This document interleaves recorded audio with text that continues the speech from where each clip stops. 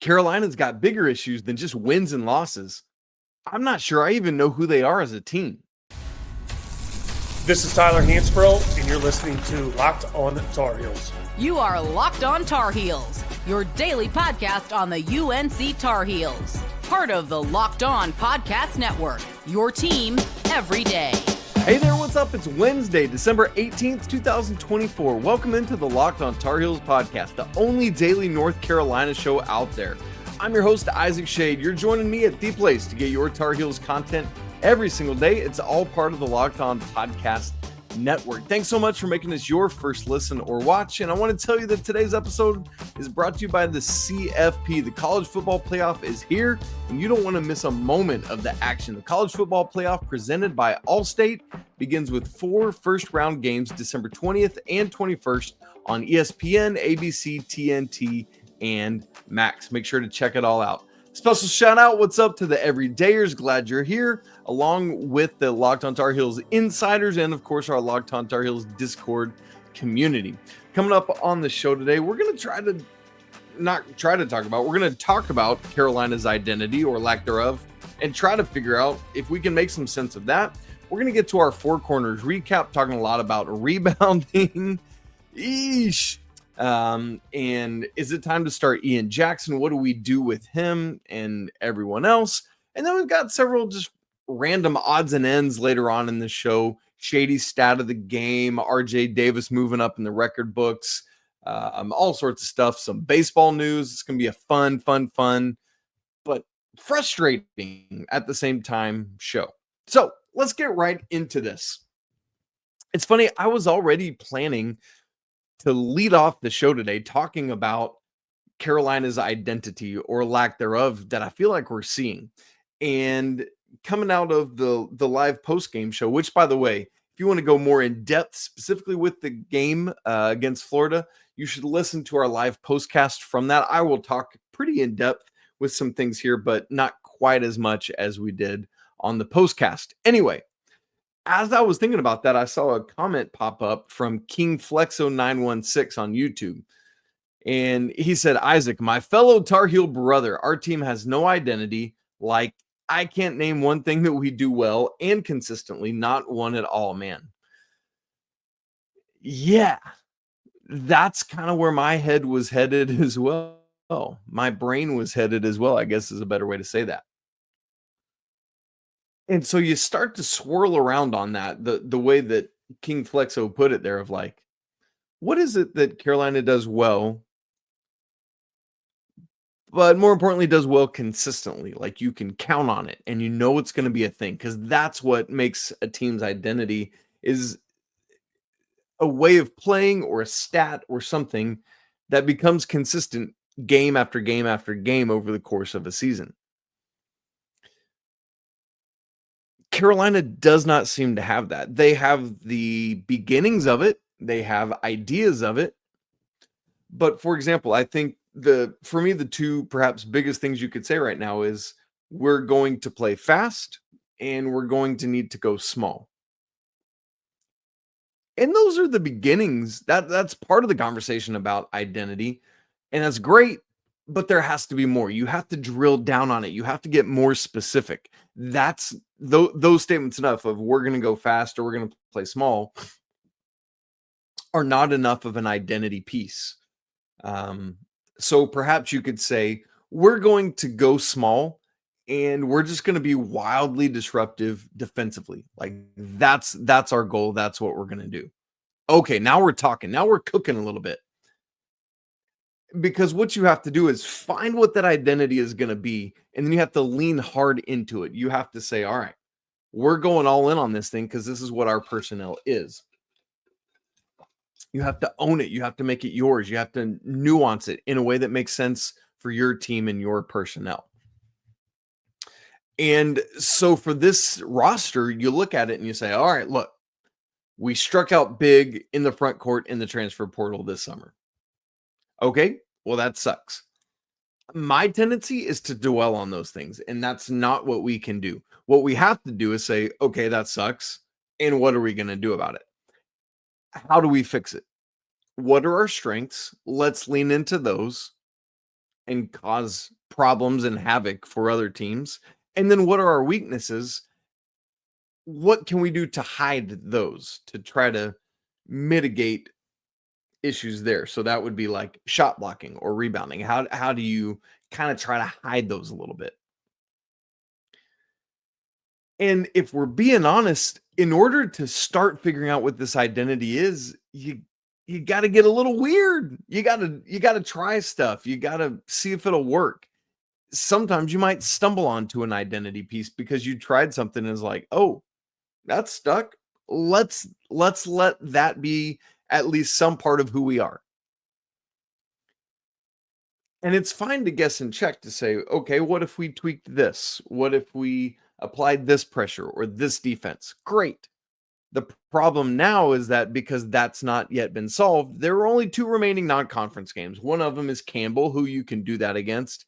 The other is UCLA, and you're not going to mess around. Why? Because Carolina now desperately has to win that UCLA game this coming week. So that's where I'm at with this identity, is that Carolina has the makings of one, the kind of blueprint, the foundation for it, but they're not going all in on saying like, this is who we're going to be defensively. This is what we're going to do offensively. Because you look at the offense and it's like, sure, you're going to run when you can, but I don't see much else there strategically in terms of like what our offensive identity is going to be.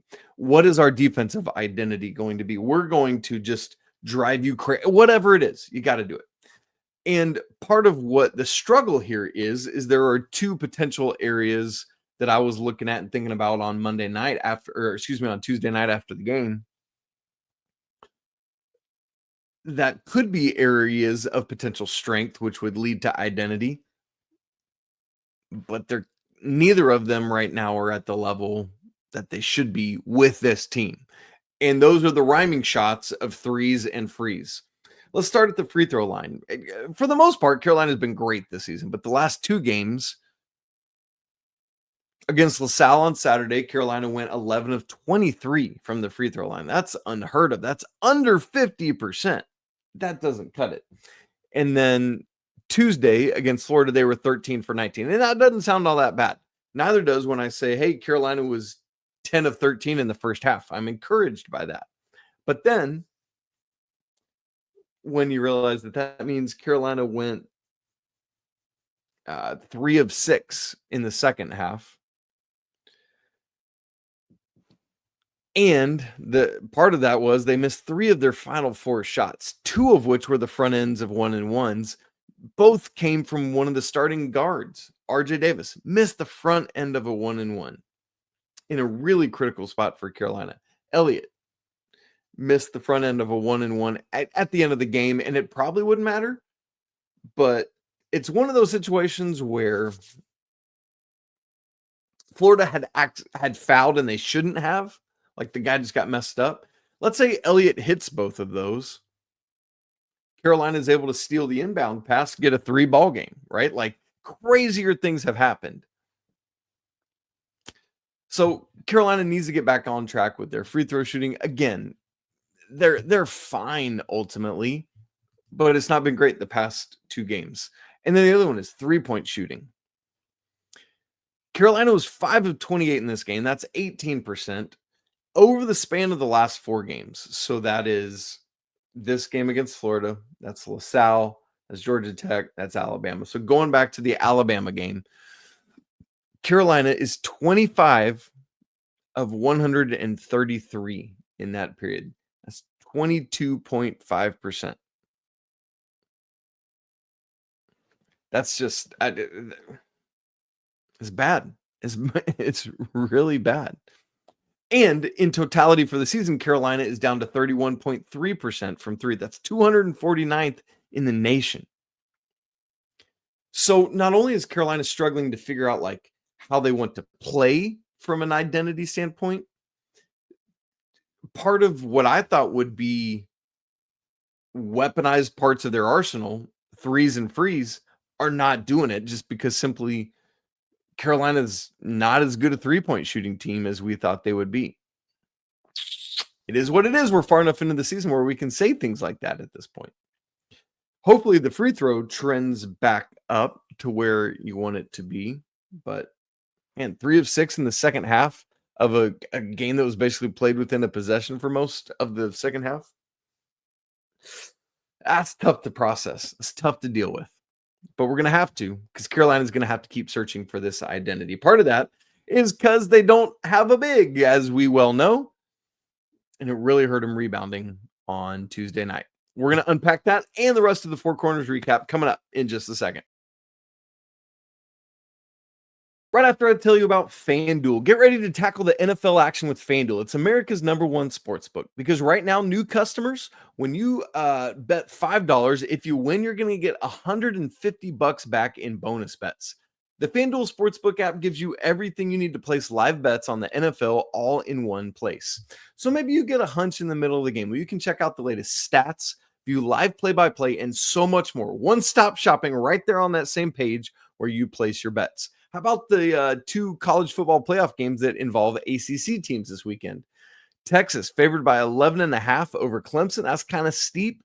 Less steep is Penn State, 8.5-point favorites over SMU. However, all 4 playoff games this weekend, all a touchdown or greater point spread. So we'll keep our eyes on that. If you want to get in on it, visit FanDuel.com today. Never waste a hunch and make every moment more with FanDuel, an official sportsbook partner of the NFL. This episode is also brought to you by Prize Picks. Make your holidays bigger and better with Prize Picks, the best place to get real money action while watching your favorite sports. You can now win up to, you ready for this, 1,000 times your money on Prize Picks, and you can do so with peace of mind. Because withdrawals, they are fast, they're safe, and they're secure. You can get it as quickly as 15 minutes available to you, that withdrawal. So join now, because this holiday season, Prize Picks is giving away two free picks in December, and they're giving away $30+ million in rewards during Picksmas. So, today we got some Carolina adjacent action going on the gridiron.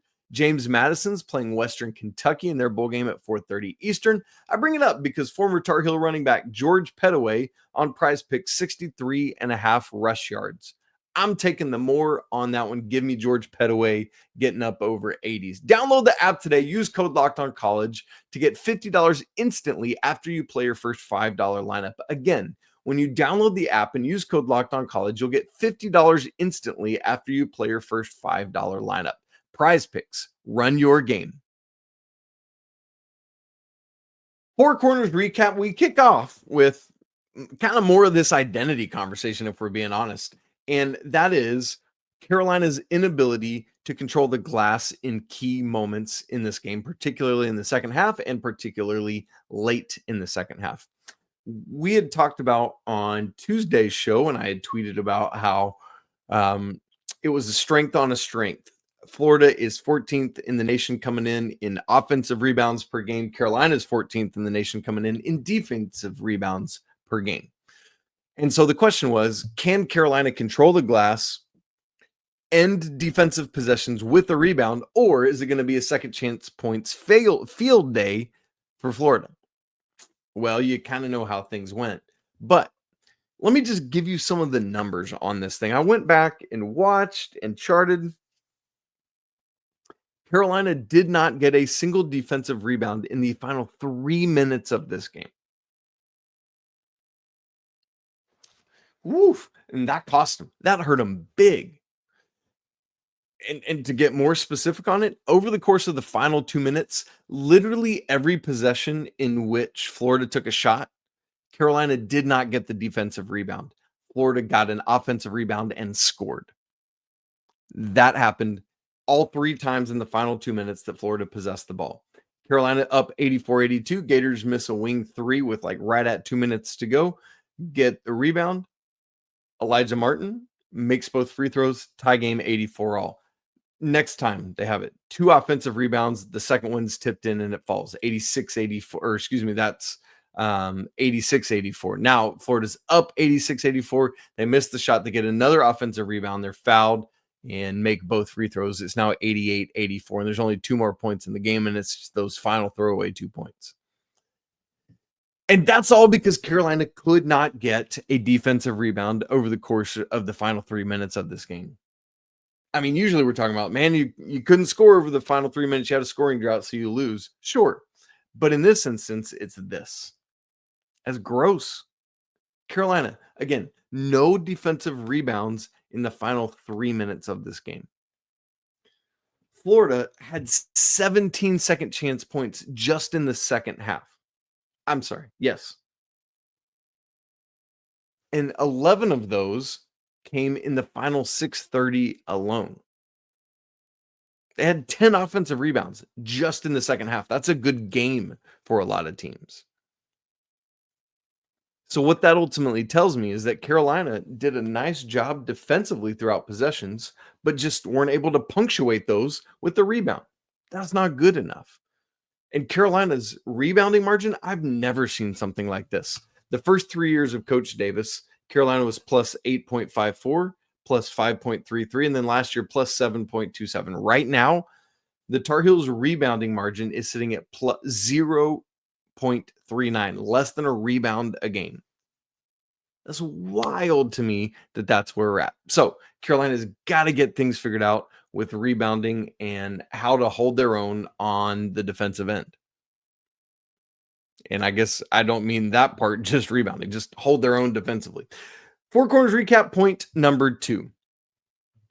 I have been in favor of not inserting Ian Jackson into the starting lineup, but I recognize that something has to change up this first half mojo. And so going back to what I advocated for, got to put my money where my mouth is. Try it. Why not? Throw him in the starting lineup. Start with, man, I don't know who you would move to the bench. I could find pros and cons of all 3 of the other guards, but it's got to be one of them. I don't think you can pull Drake Powell and insert Ian at the 4 and say, good luck, fellas. It might be Elliot Cadeau right now, just with how he's playing. That's tough to say. See, that's the thing. If you want to insert one person, you got to remove another. So the question is, who would it be? And again, most are clamoring for it to be Cadeau, but I don't know. But you got to switch something. And with what Ian Jackson has been showing, I feel like, why not? Give it a look, see what happens. I mean, he had some plays on Tuesday where he got switched. Alex Condon got switched onto him. Just made him look dumb and big. Like 3 straight possessions, 6 points for Elliot in that stretch. 3 in our Four Corners recap is the first half deficit. Look, if it wasn't so sad, it'd be funny. Like, it really is almost comical at this point. How could this happen so frequently, so regularly? Carolina has played 11 games now, and 7 of those are against high major opponents or Dayton. In all 7 of those games, Carolina has been down in the first half by at least 8 points. You take out Georgia Tech, and it's double digits. That's scary, you guys. We're just getting started with high major teams. You got one more this Saturday. Then you got Campbell, and then it's ACC the rest of the way. The Tar Heels got to get something figured out, man, and they got to get something figured out quick. I'm convinced this is no coincidence. There is something at play when you have it this many times, this bad a start. I don't know what that is, whether that's tricking them and just saying, all right, boys, tip for this game is at 1 o'clock, but pretend like it's the second half, right? Like, I don't know what you do, but it's got to be something like that.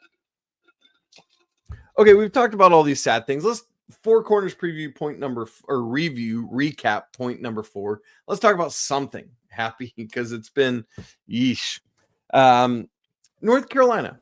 This is something where they could build an identity. This could be a thing. Turnovers and steals. Florida had 17 turnovers to North Carolina's 10, and the Heels scored 24 points off of those to just 9 for Florida.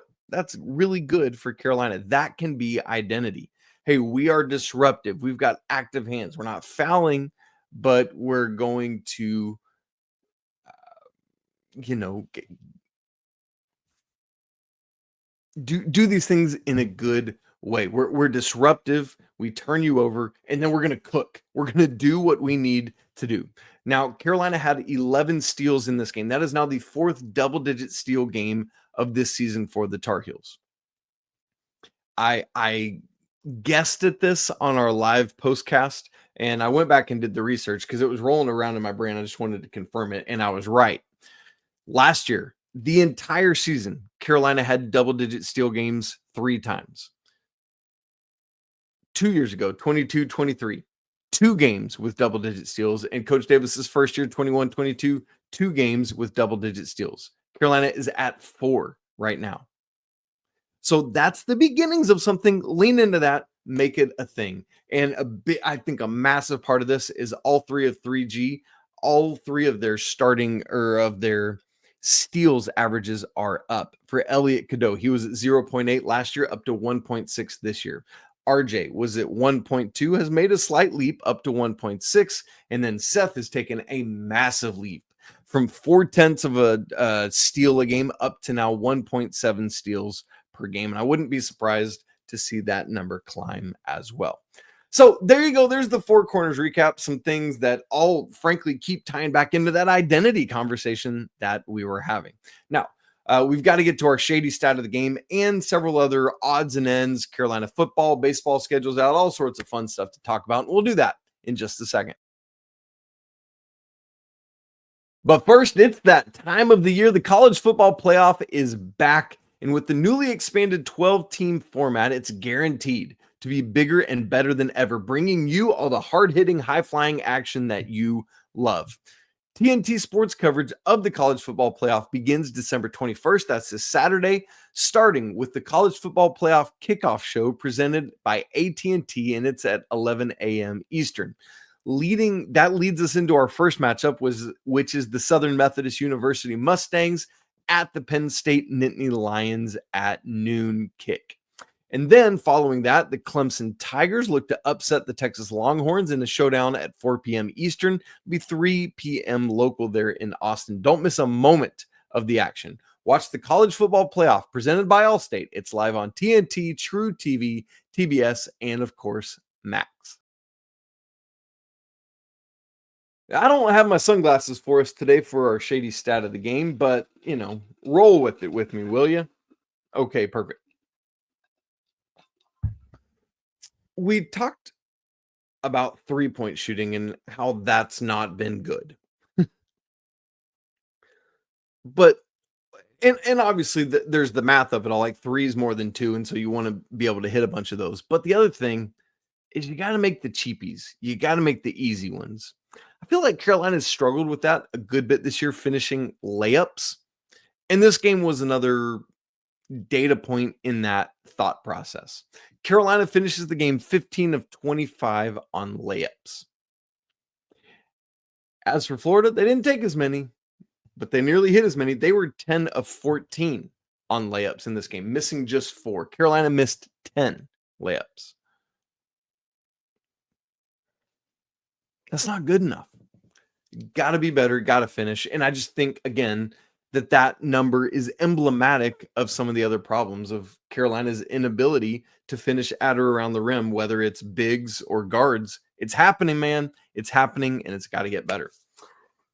Man, I hate that something fun like this happened on the day of a bad, sad game, but RJ Davis has officially passed Phil Ford for 3rd on all-time Carolina scoring list. RJ now up to 2293. Phil Ford sitting at 2290. So RJ has 3 points on him. Next up, just 54 more to go to tie some guy named Armando Bacot, who's sitting at 2347. That'll be crazy when RJ passes Mondo. Also, RJ is now 3 threes from tying Marcus Page for the most threes in Carolina history at 299, which also means that in 4 3-pointers, RJ will be the first ever Tar Heel to make it to 300. Now, I think we all wish he would have done that several games ago, but here we are, and this is what we got. Sticking with Florida a little bit, the women's basketball team plays Florida in the Jumpman Invitational tonight, so keep your eyes out for that. That'll be 6:30 Eastern on ESPNU. As for a couple bits of football and baseball news, Football News has officially now announced the hiring of the new GM, Mr. Lombardi, who, Bill Belichick had worked with a good bit. Michael Lombardi, that is, in putting together teams and rosters and what that was going to look like. And so bringing in other personnel pieces as well. And hopefully, man, this thing can get up and cooking very quickly. I truly am excited for the potential of what Lombardi will bring to the table. Also, a couple other personnel moves in football that have happened in the last several days, not all of which happened on Tuesday. But Delaware transferred defensive lineman Melkert Abu Jaoudi has committed to North Carolina. So bringing in guys on the line is good and good and good. Several guys out of the portal that had jumped in initially, Amari Campbell, and we knew that when he pulled out over the weekend. And then on Tuesday, we learned that Kobe Paysour was pulling out of the transfer portal to return to Carolina as well. If healthy, I think he could do some really, really good things. So great news for Carolina to get some known quantities back in and amongst them. And then finally, the baseball schedule was released on Tuesday. The season kicks off with a home series against Texas Tech. That's coming on the weekend of February 14th through 16th. That's Friday through Sunday, not a Thursday, Saturday weekend. The first ACC action is going to be against Stanford. That comes up on March 7th through 9th. Thankfully, at the Bosch, you don't have to go out to Stanford for that. And one that always intrigues me, and this one comes early in the season, is the East Carolina series, the ECU series. Remember, they bounce around for the 3 games of the series to different sites, 2 home and 1 neutral. So this one will start February 23rd. They're at Greenville. The first game is the 21st. And then on the 22nd, they'll be in Durham, I'm assuming at the Bulls Park. And then on the 23rd, they'll be back at the Bosch. I think it's a Thursday, Saturday series instead of Friday, Sunday. So, man, it's going to be really interesting. And then the regular season will ultimately conclude, not with Duke, not with NC State, but down at Florida State. That's a Thursday through Saturday, May 15th through 17th. So that doesn't sound fun to go end down in Tallahassee, but you got to do what you got to do. Let's go take care of business. It's going to be a fun baseball season. Can't wait to dive into that. All right, guys, that's it for today's episode of Locked on Tar Heels. Thank you so much for joining us. If you haven't subscribed, make sure to do that on video and audio. Coach Rob will be with us tomorrow as we continue to unpack what is this team, trying to figure that out together. If you haven't joined the Locked on Tar Heels Discord, I'd invite you to do that. Make sure you hop in so you don't miss a second of what we got going on. And if you want to go even deeper, join the Locked on Tar Heels Insiders. We'd love to have you there as well. Special perks and opportunities to directly talk with me one-on-one through texting. All right, guys, you know the drill. It's always a great day to be a Tar Heel. We'll talk again tomorrow, but until then, peace.